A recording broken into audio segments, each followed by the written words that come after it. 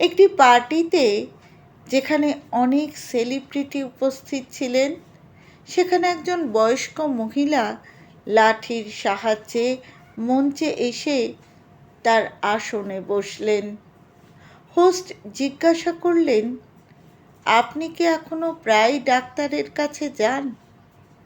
বৃদ্ধ মহিলা বললেন, হ্যাঁ, আমি প্রায় যাই। হোস্ট জিজ্ঞাসা করলেন, কেন? বৃদ্ধ মহিলা হেসে বললেন, রোগীদের ডাক্তারের কাছে যেতে হবে, তবেই ডাক্তার বেঁচে থাকবে। বৃদ্ধ মহিলার বুদ্ধিতে দর্শকরা করতালিতে প্রতিধ্বনিত হন। তারপর হোস্ট জিজ্ঞাসা করলেন, তাহলে আপনিও কি ফার্মাসিস্টের কাছে যাবেন? বৃদ্ধ মহিলা বললেন, অবশ্যই, কারণ ফার্মাসিস্টকেও বাঁচতে হয়।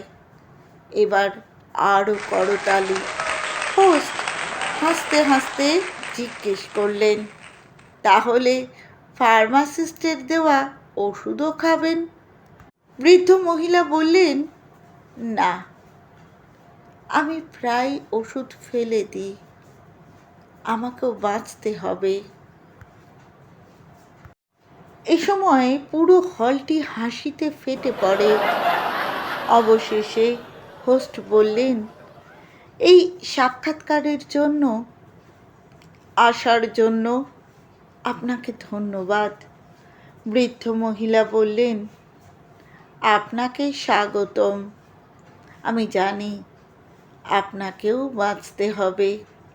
শ্রোতারা এত হেসেছিল যে অনেকক্ষণ করতালি চলতে থাকে। তারপরে আরেকটি প্রশ্ন করা হয়েছিল, আপনি কি আপনার হোয়াটসঅ্যাপ গ্রুপেও সক্রিয় থাকেন?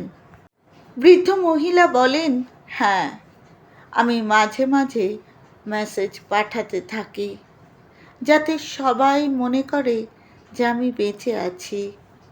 অন্যথায় সবাই ভাববে যে আমি চলে গেছি এবং গ্রুপ অ্যাডমিন আমাকে সরিয়ে দেবে।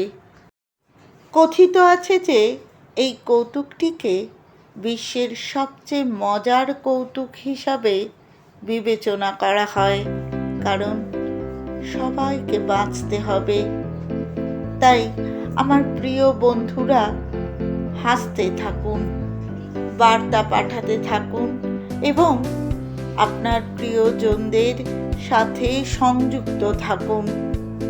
মানুষের জানা উচিত যে আপনি জীবিত, সুখী এবং সুস্থ, শারীরিক ও মানসিকভাবে।